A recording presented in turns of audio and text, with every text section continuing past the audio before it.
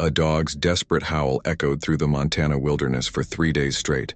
When the neighbors finally checked, they found something that would haunt Red Elm forever. A family of 5 had vanished without a trace, leaving behind only warm meals on the table and a diary entry that ended mid-sentence. What they discovered next would challenge everything they believed about the land they called home. The autumn wind carried a chill that cut through even the thickest wool coat. As Samuel Wright urged his horse forward along the narrow dirt path that led to the Carson homestead, the persistent barking had been echoing across the valley for 3 days now, and the sound had grown from a minor annoyance to a source of genuine concern among the scattered residents of Red Elm. "That dog ain't stopped since Sunday," Samuel muttered to himself, his breath forming small clouds in the crisp October air. The tall pines that bordered the Carson property swayed ominously overhead, their branches creaking like old bones in the wind. As he approached the modest log cabin, Samuel noticed the first peculiarity. Smoke was still rising from the chimney, a steady gray column that suggested the fire had been recently tended. The Carson family's dog, a large mixed breed named Courage, sat rigid on the wooden porch, his muzzle pointed toward the front door. The animal's barking had ceased the moment Samuel came into view, but its eyes remained fixed on something beyond the cabin's threshold. "Courage, boy," Samuel called softly, dismounting from his horse. "Where's your family?" The dog's ears perked up at the sound of his name, but he didn't move from his position. Instead, he whined, a low, mournful sound that seemed to carry more weight than his previous barking. Samuel's boots creaked against the wooden steps as he approached the front door. "Thomas, Mary, you folks all right in there?" He knocked firmly against the heavy wooden door, the sound echoing across the empty landscape. Silence. With growing unease, Samuel pushed the door open. The hinges groaned in protest, but the door swung inward to reveal a scene that would be forever etched in his memory. The Carson family's dinner table was set for 5. Thomas, Mary, and their 3 children, 14-year-old Benjamin, 12-year-old Sarah, and 8-year-old little Emma. But the chairs sat empty, their occupants nowhere to be found. The plates still held portions of venison stew, now cold but showing no signs of having been touched. A loaf of bread remained half-sliced on the cutting board, and Mary's favorite teacup sat steaming, though Samuel couldn't understand how the tea could still be warm after 3 days. What drew his attention most, however, was the leather-bound diary lying open on the smaller table near the window. Mary Carson had been known throughout Red Elm for her meticulous record-keeping, documenting everything from weather patterns to the children's daily lessons. The diary was open to an entry dated 3 days prior, and Samuel read the final line with a growing sense of dread. "The children have been having the dreams again. Thomas says it's just the changing season, but I fear we may have built our home on..." The entry ended abruptly, as if Mary had been interrupted mid-thought. The ink wasn't even dry on the final word. Samuel's hands trembled as he called out again, louder this time. "Thomas, Mary, this is Samuel Wright, answer me." But the only response came from outside. Courage had resumed his barking, a sound that seemed to grow more desperate with each passing moment. As Samuel searched the cabin, he found more disturbing details. The beds were neatly made, the children's clothes folded and put away. Thomas's hunting rifle remained mounted above the fireplace, and Mary's jewelry box sat undisturbed on the bedroom dresser. There were no signs of struggle, no evidence of hasty departure, no indication that the family had left willingly or otherwise. The fire in the hearth crackled softly, fed by logs that should have burned to ash days ago. Samuel touched the mantel above the fireplace and felt warmth radiating from the stone, as if the fire had been stoked just hours before. Outside, the wind began to pick up, and Courage's barking grew more frantic. Samuel stepped back onto the porch and looked out across the Carson property. The family's small garden showed no signs of disturbance, and their horse and 2 cows grazed peacefully in the nearby pasture, as if nothing had happened. "What in God's name?" Samuel whispered, his voice barely audible above the wind. As he prepared to leave and alert the other neighbors, Samuel noticed something else that made his blood run cold. In the soft dirt beside the porch steps, he could see his own bootprints clearly marked in the mud. But there were no other footprints, not leading away from the house, not leading toward it, nothing to suggest that the Carson family had left their home at all. It was as if they had simply vanished into thin air. Samuel mounted his horse with shaking hands and urged the animal into a gallop toward the nearest neighbor, the dog's desperate barking following him until he could no longer hear it above the thunder of hooves and the howling wind. Behind him, the Carson cabin stood silent and empty, its windows dark except for the flickering glow of a fire that refused to die. Word of the Carson family's disappearance spread through Red Elm like wildfire. By the following morning, nearly every able-bodied man in the small frontier community had gathered at the cabin, their faces grim with concern and confusion. Sheriff Marcus Kane, a weathered man in his 50s who had seen his share of frontier mysteries, took charge of the investigation. He had dealt with Indian raids, claim jumpers, and the occasional family dispute that turned violent. But nothing in his 20 years of law enforcement had prepared him for this. "All right, men," Sheriff Kane announced to the assembled crowd. "We're going to search this property inch by inch. I want to know if there's so much as a button or a thread that might tell us what happened to the Carsons." The search party spread out across the property, examining every square foot of ground. They found the Carsons' livestock well fed and watered, their small vegetable garden recently tended, and the family's belongings exactly as they should be. But of Thomas, Mary, Benjamin, Sarah, and little Emma, there was no trace. Dr. Jonathan Whitmore, the community's physician and one of the few educated men in Red Elm, had arrived early that morning and was examining the cabin's interior with the methodical precision of a man accustomed to solving puzzles. "Sheriff," Dr. Whitmore called from inside the cabin, "you need to see this."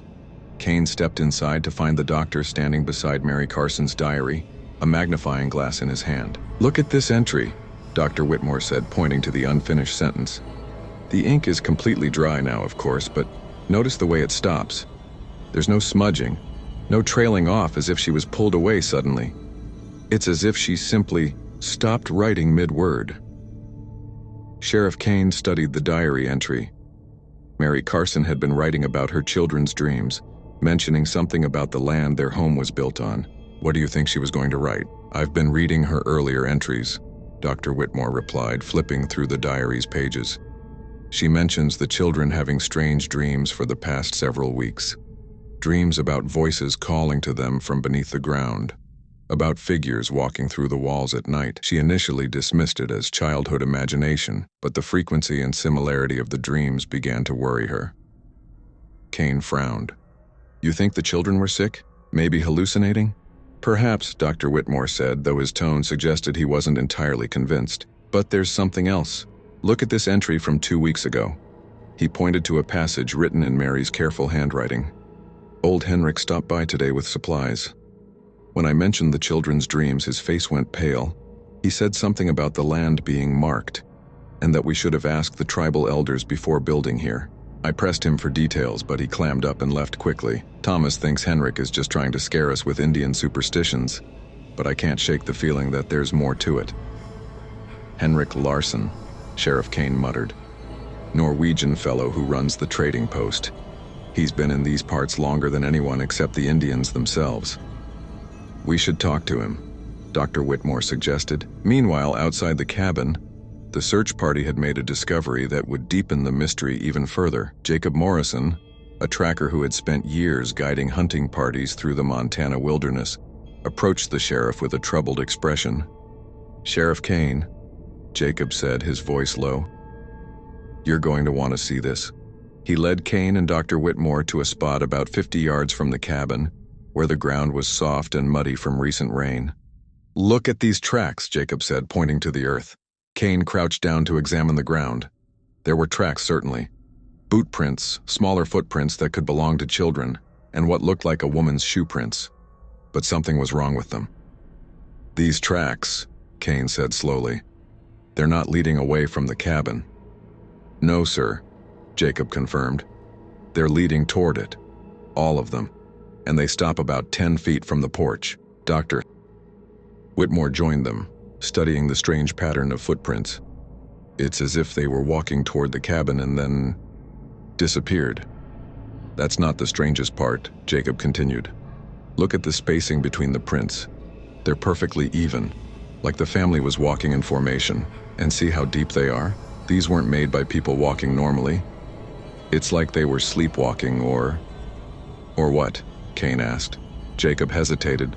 "Or like they were being led by something." The three men stood in silence, contemplating the implications.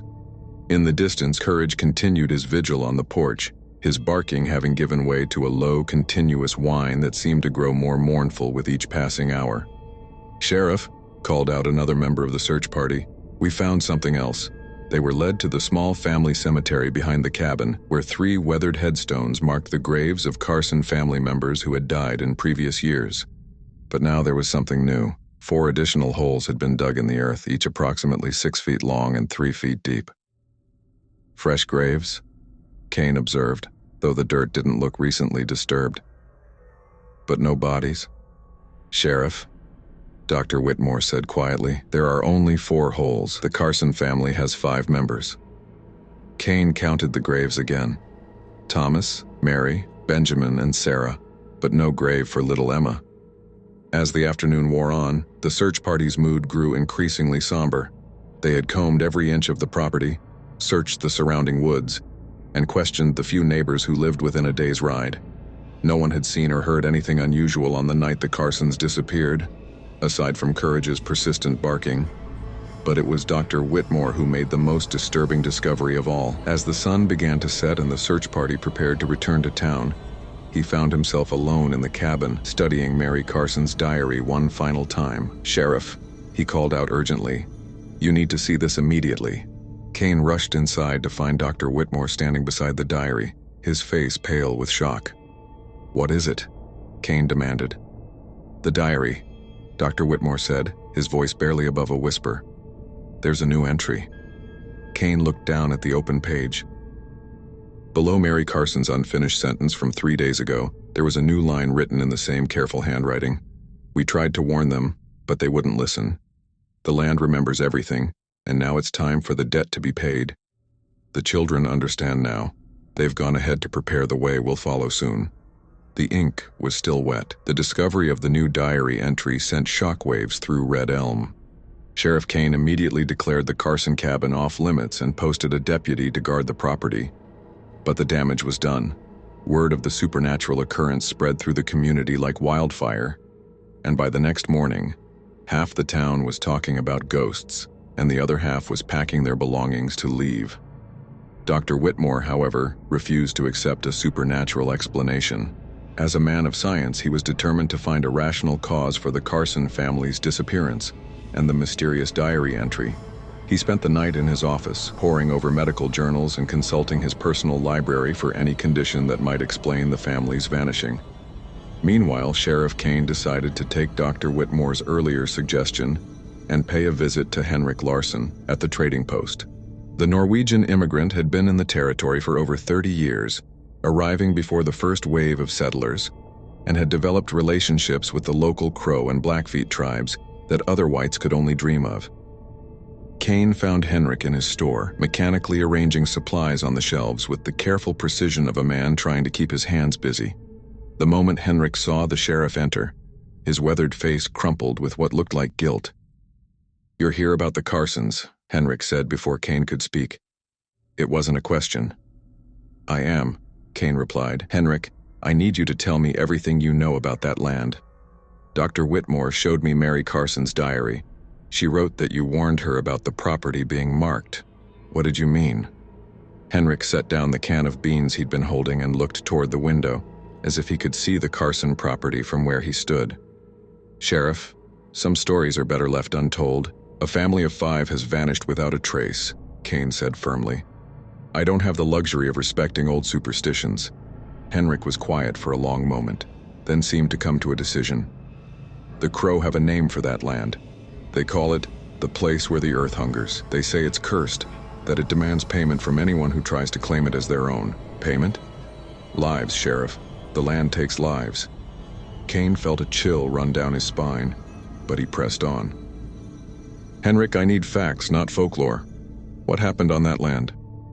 Henrik walked to the back of his store and retrieved a worn leather journal from beneath the counter. "I've been keeping records since I arrived here," he said, opening the journal to a page marked with a faded ribbon. "The Carson family isn't the first to disappear from that property." He showed Kane entries dating back nearly 3 decades, documenting the mysterious disappearances of previous homesteaders who had attempted to settle on the same land.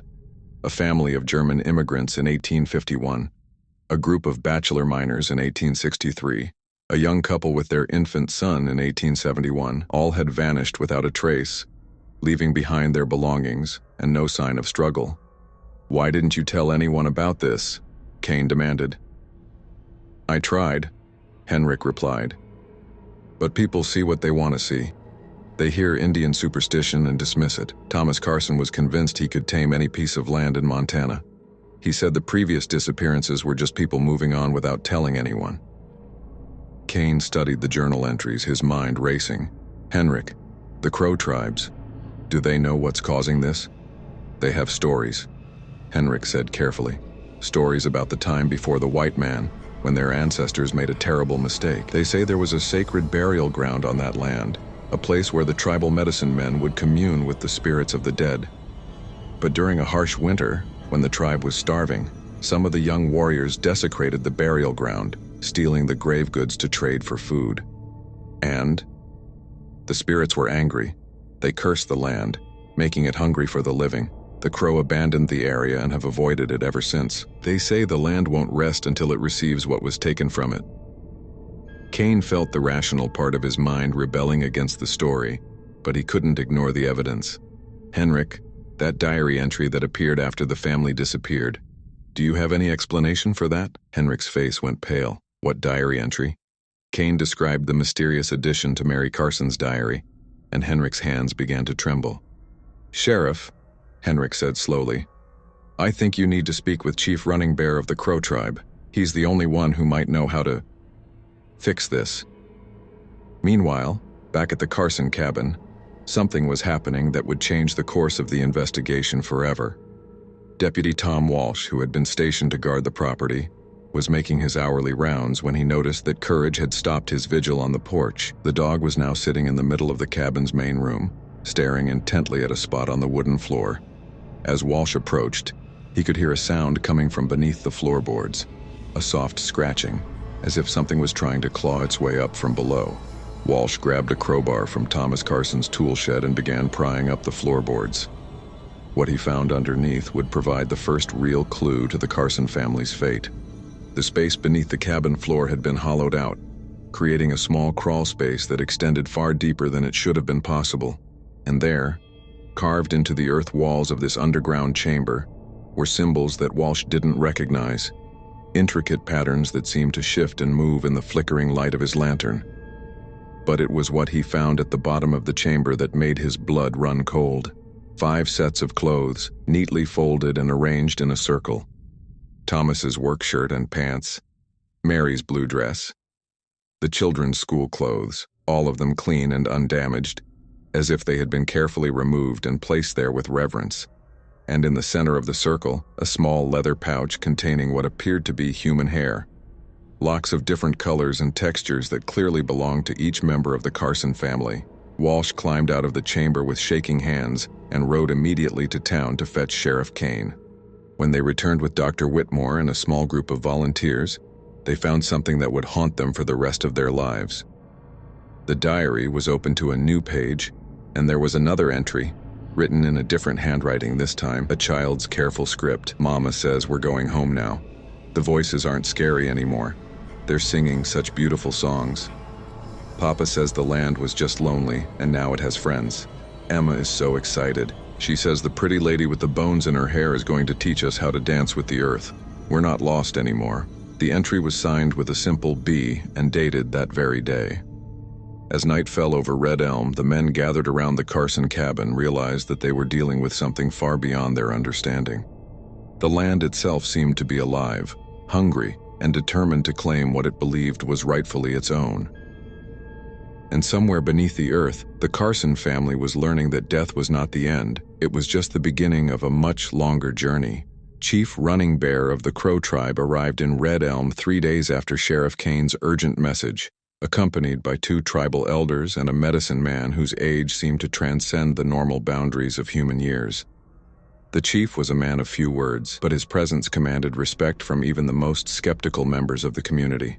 Kane met the tribal delegation at the edge of town, grateful that Running Bear had agreed to come despite the complicated history between the Crow and the white settlers. The chief listened silently as Kane explained the situation. his weathered face betraying no emotion until the sheriff mentioned the underground chamber and the mysterious diary entries.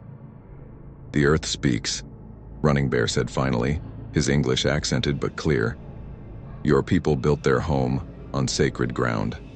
The spirits of our ancestors have been trying to warn you, but you do not listen with the right ears." Dr. Whitmore, who had insisted on joining the meeting despite some townspeople's objections, stepped forward. "Chief Running Bear, I'm a man of science.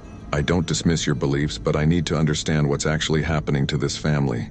Are they alive, are they dead, and how do we help them?" The medicine man, who had introduced himself only as Crow Feather, spoke for the first time. His voice was like wind through dry leaves, ancient and weathered. "The family walks between worlds now. They are neither fully alive nor fully dead. The hungry earth has claimed them, but not completely. There is still time, but not much." "Time for what?" Kane asked. "To restore the balance," Running Bear replied. "To give the earth what it truly desires, so that it will release what it has taken." That evening, the tribal delegation, along with Kane, Dr. Whitmore, and Henrik Larson, made their way to the Carson cabin. Courage, who had been maintaining his vigil for over a week, raised his head as they approached, but for the first time since the family's disappearance, he did not bark. Crow Feather walked slowly around the cabin, pausing at certain spots to place his hand on the ground and close his eyes. When he reached the area where the mysterious footprints had been found, he stopped and began to chant in a language that predated any European presence in the territory. "He can see them," Running Bear explained quietly, "the spirits of the dead who were disturbed when this land was settled. They are angry, confused. They do not understand why their rest has been broken." As Crow Feather continued his ritual, something remarkable happened. The air around the cabin began to shimmer as if heat waves were rising from the ground, and for a moment, the watchers thought they could see figures moving in the distance, translucent shapes that looked like people walking in a slow, purposeful procession. "The Carson family," Dr. Whitmore whispered. "They're still here." "Part of them," Running Bear corrected. "The earth has claimed their bodies, but their spirits remain trapped. They cannot move on until the debt is paid." "What debt?" Kane demanded. "What does the earth want?" Crow Feather stopped chanting and turned to face the group. In his hands he held a small bundle of sage and sweetgrass that had begun to smoke without any visible flame. "The earth wants what was taken from it," he said. "When the sacred burial ground was desecrated, many artifacts were removed, items that were meant to stay with the dead to help them in their journey to the spirit world. These artifacts were traded to white traders and scattered across the territory. The earth has been trying to reclaim them ever since." Henrik stepped forward, his face pale. I think I know what he's talking about. Over the years, I've acquired several artifacts from that area. Beadwork, pottery, some jewelry. I thought they were just trade goods, but if they came from sacred graves..." "The earth has been calling them back," Running Bear said. "Each family that tried to settle on that land was taken as payment for the debt. But the debt grows larger with each taking. Soon the hunger will spread beyond this property." Dr. Whitmore felt a chill run down his spine. "You're saying the land will take more families?" "Unless the balance is restored," Crow Feather confirmed. "The artifacts must be returned to their rightful place, and the spirits must be given proper burial rites. Only then will the earth release what it has taken." Kane looked toward the cabin, where the diary had been documenting the family's otherworldly communications. "Is there a way to communicate with the Carsons? To tell them what we're doing?" As if in response to his question, a light appeared in the cabin's window. A soft, golden glow that seemed to pulse with its own rhythm. The group approached the building cautiously, and through the window they could see Mary Carson's diary lying open on the table, its pages glowing with an ethereal light. Dr. Whitmore, despite his scientific skepticism, found himself drawn to the phenomenon. He entered the cabin and approached the diary, the others following behind him. A new entry was appearing on the page as they watched, written in Mary Carson's careful handwriting. "We can hear you. We can see you. The children are frightened, but they're being brave. Thomas says the spirits here aren't evil. They're just lost and lonely, like we are. We want to come home, but the earth holds us tight. It says we're the price for old sins, old hurts. But maybe if the hurt is healed, we can all find peace." The writing paused, then continued in a different hand. Thomas's bold script. The medicine man speaks truth. We've seen the sacred artifacts scattered like seeds in the wind. They call out to return to the earth. Henrik, you must gather them. All of them. The beadwork from the woman's grave, the pottery from the child's resting place, the silver ornaments from the warrior's tomb. They remember where they belong. Henrik's hands shook as he read his name in the diary. I'll gather everything I have, but some of the artifacts, I traded them to other people years ago. They could be anywhere in the territory by now. Then we'll find them, Kane said firmly. Whatever it takes. As the group prepared to leave the cabin and begin their search, little Emma's childish handwriting appeared at the bottom of the page. Mama says to tell you that Courage is a very good dog. He's been guarding us all this time, making sure we don't get lost in the dark places. When you bring the pretty things back to the earth, can Courage come with us? He's part of our family too. Outside, as if he had heard his name, Courage stood up for the first time in over a week and walked to the door of the cabin. His tail wagged slowly, and for the first time since the family's disappearance, he seemed at peace. The race against time had begun. The artifacts had to be found and returned to their sacred resting place before the Earth's hunger grew too strong to contain. But even as they prepared for the challenging task ahead, Kane couldn't shake the feeling that they were being watched by forces far older and more powerful than anything he had encountered in his years as a lawman. The land itself was waiting, patient as stone, to see if the living could repair the damage that had been done to the dead. The next 2 weeks transformed Red Elm into a hub of frantic activity as word spread about the mission to recover the sacred artifacts. Henrik Larsson's trading post became the headquarters for the operation, with detailed maps covering every surface as the townspeople tried to trace the path of items that had been traded across the Montana territory over the past 30 years.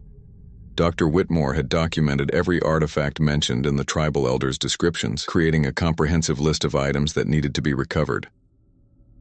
The task seemed impossible. Beaded ceremonial clothing, sacred pottery, silver ornaments, carved bone tools, and dozens of other items that had been scattered to trading posts, private collections, and settlements across hundreds of miles of frontier territory. But the Carson family's continued communications through the diary provided crucial assistance. Each night, new entries would appear, written in different family members' handwriting, providing clues about the locations of specific artifacts. The blue beaded dress with the star pattern was traded to a family in Helena. The woman who owns it now feels sadness when she wears it, but she doesn't know why. Mary Carson. Papa saw a man in Miles City wearing the silver armband with the eagle design. He's a shopkeeper with kind eyes and a gray beard. Benjamin Carson. The little pottery bowl with the painted horses is in a lady's kitchen in Billings. She uses it to feed her cat, but sometimes she hears crying from inside it. Sarah Carson, Sheriff Kane, organized search parties to visit each location, while Chief Running Bear and his tribal council provided spiritual guidance and helped identify authentic artifacts from common trade goods. The mission took on an urgency that went beyond saving the Carson family. Several other families in the region had reported strange occurrences, suggesting that the land's hunger was indeed beginning to spread. The breakthrough came when they recovered the most significant artifact of all, a sacred medicine bag that had belonged to a Crow chief who had been buried in the desecrated cemetery over a century ago. The bag had been in the possession of a wealthy collector in Butte who had been experiencing nightmares ever since acquiring it. As each artifact was returned to Henrik's trading post, strange things began to happen. The items seemed to resonate with each other, creating a low humming sound that grew stronger as more pieces were assembled. Dr. Whitmore, despite his scientific training, found himself unable to explain the phenomenon. "It's as if they're communicating," he told Kane one evening as they watched the artifacts arranged on Henrik's counter. "Like they're awakening." The final artifact proved to be the most difficult to locate. According to the tribal elders, it was a carved bone flute that had been used in burial ceremonies to guide spirits to the afterlife. The flute had been traded to a family of German immigrants who had settled near the Canadian border, but when Kane's search party arrived, they found the homestead abandoned and the family gone. It was little Emma Carson who provided the final clue, through a diary entry that appeared just as the search party was preparing to give up. The music box. The bone flute is hidden inside the music box in the burned house. Look under the loose floorboard where the kitchen used to be. The lady who lived there tried to make it pretty by putting it inside something pretty, but the spirits don't like to be caged. They found the music box exactly where Emma had described, its mechanism modified to conceal the carved bone flute. The moment Henrik lifted the flute from its hiding place, a sound like wind chimes filled the air, and every person present felt a profound sense of peace wash over them. With all the artifacts finally assembled, Chief Running Bear declared that the time had come for the restoration ceremony. The ritual would take place at dawn, during the hours when the veil between worlds was thinnest. As the sun began to rise over the Carson property, a large group had gathered. The tribal delegation, the townspeople of Red Elm, Sheriff Kane, Dr. Whitmore, Henrik, and even some of the families whose members had helped recover the artifacts. They carried the sacred items in a solemn procession toward the underground chamber beneath the cabin. Crowfeather led the ceremony, chanting in the ancient language while carefully placing each artifact in its proper position within the chamber. The carved symbols on the walls began to glow with the same ethereal light that had been appearing in the diary, and the air itself seemed to thicken with spiritual energy. As the final artifact, the bone flute, was placed in the center of the chamber, the ground beneath their feet began to tremble. But this wasn't the violent shaking of an earthquake. It was more like a sigh, as if the earth itself was finally able to release a breath it had been holding for decades. The diary, which had been brought to the ceremony, began to fill with writing, as all the Carson family members contributed to a final entry. The spirits are singing again. They're not angry anymore, they're grateful. The pretty lady with the bones in her hair is smiling now. She says the earth can sleep peacefully again. Emma. We can feel the pull getting stronger. It's time for us to go where we're supposed to go. But we're not scared anymore, we know we're going together. Sarah. The land will be safe now. Future families who come here will find peace, not hunger. The debt is paid and the balance is restored. Benjamin, tell Henrik thank you for helping us. Tell Dr. Whitmore that some mysteries are meant to be solved with the heart, not just the mind. Tell Sheriff Kane that justice comes in many forms. Thomas. To everyone who helped us find our way home, you have given us the greatest gift possible. You have given us peace. Watch over Courage for us. He's been the best dog a family could ask for. Mary. As the sun reached its zenith, the glow from the chamber began to fade, and the assembled crowd felt a profound sense of completion. The artifacts had been returned to their sacred resting place, the spirits had been properly honored, and the Carson family had been released from their earthly bonds. Dr. Whitmore, ever the scientist, checked the diary one final time. The pages were now blank, the supernatural writing having faded away like morning mist. But he knew that the experience had changed him forever, opening his mind to possibilities that his medical training had never prepared him for. Sheriff Kane ordered the underground chamber sealed and the cabin left undisturbed as a memorial to the Carson family and the lessons they had taught the community. A small marker was placed on the property, reading simply, "Here stood the Carson family home. May all who rest here find peace." Courage, the faithful dog who had kept vigil for so long, seemed to understand that his watch was over. He spent one final night on the cabin porch, then walked down the path toward town, where he was adopted by Henrik Larson and lived out his days as a beloved companion.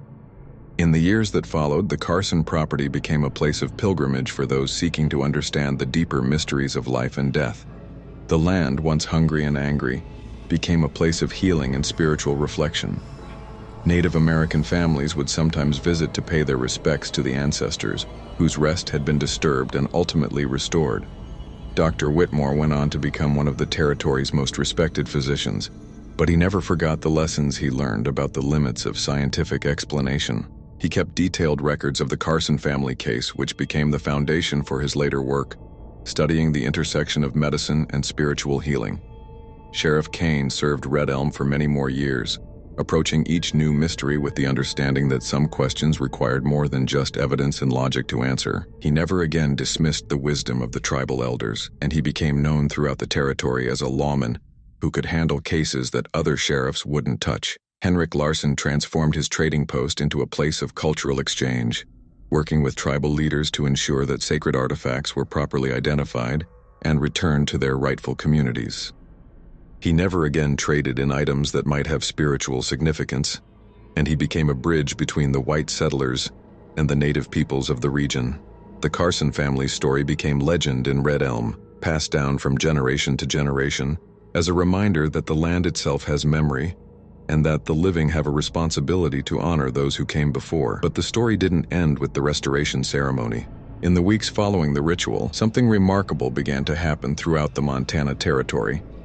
Families who had been experiencing unexplained phenomena, strange dreams, mysterious disappearances, objects moving on their own, began to report that these disturbances had ceased. It was as if the healing of the sacred burial ground had sent ripples of peace throughout the entire region. Chief Running Bear explained to the townspeople that the Carson family had become spiritual guardians of the land, their sacrifice transforming them from victims into protectors. They chose to stay between worlds long enough to heal an old wound, he said. Now they watch over this place, ensuring that the mistakes of the past are not repeated. The truth of his words became apparent over the following months. Several families attempted to settle on the Carson property, drawn by its fertile soil and abundant water. But instead of the tragic fate that had befallen previous settlers, these new arrivals found themselves guided by benevolent spirits who helped them locate the best spots for their homes, warned them away from dangerous areas, and even provided guidance during difficult times. Mrs.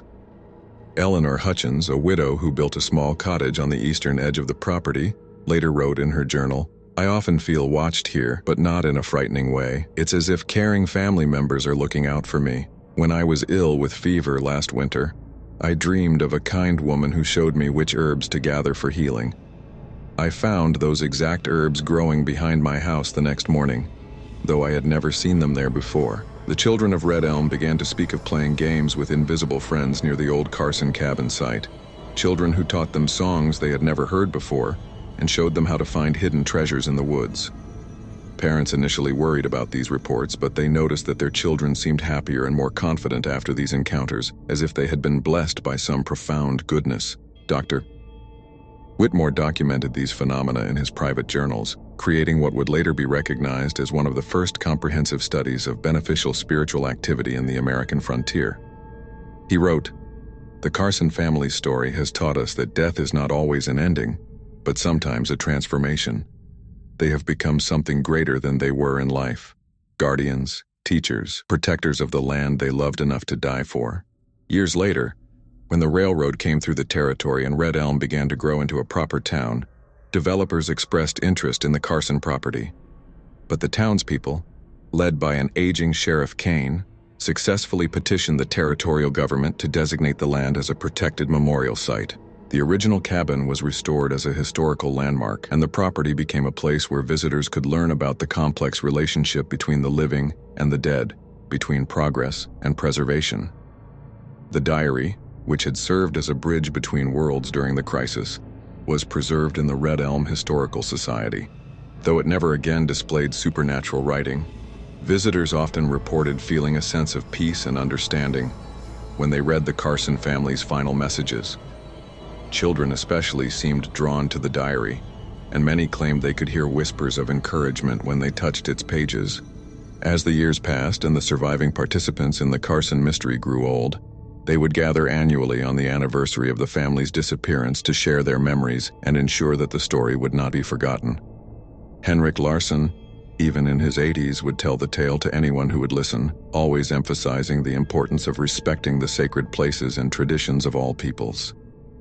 "The Carson family taught us that some things are more important than ownership," he would say, his voice still carrying the trace of his Norwegian accent. "They taught us that the land doesn't belong to us.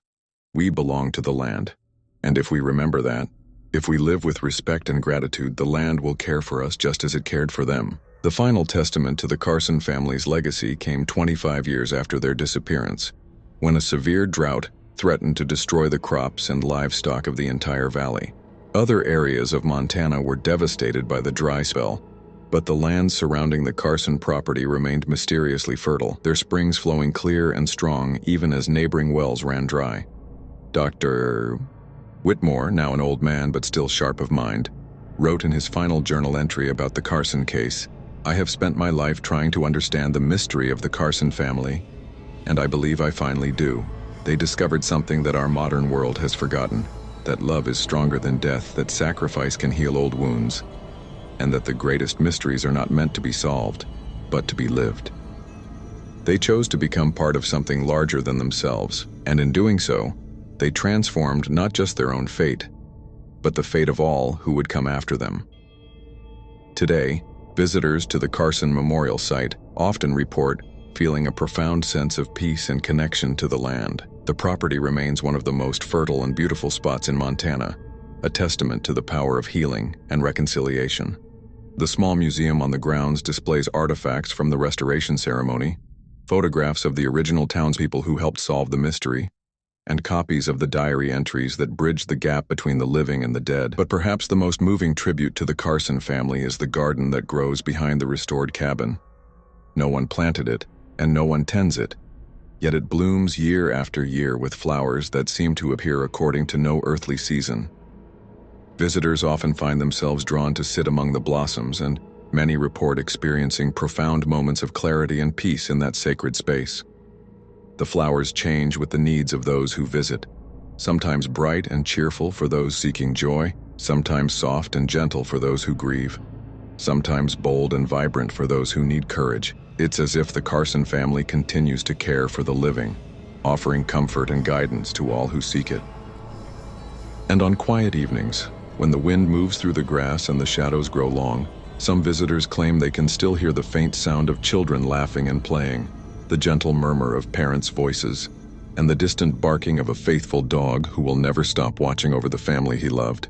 The Carson family found their way home at last, not to a place beyond the earth, but to a sacred space where love transcends death, and where the living and the dead can coexist in harmony. Their story serves as a reminder that some mysteries are gifts, some sacrifices become blessings, and some families are strong enough to span the gap between worlds. In the end, the Carson family's legacy was not their disappearance, but their transformation, from victims of an ancient curse to guardians of an eternal truth, that the bonds of love, respect, and sacrifice can heal even the deepest wounds and bring peace to the most troubled spirits. The land remembers everything, just as the tribal elders said. But now, instead of hunger and anger, it remembers healing and hope, and in that remembering, the Carson family lives on. Their story a beacon of light for all who seek to understand the deeper mysteries of life, death, and the sacred ground we all share.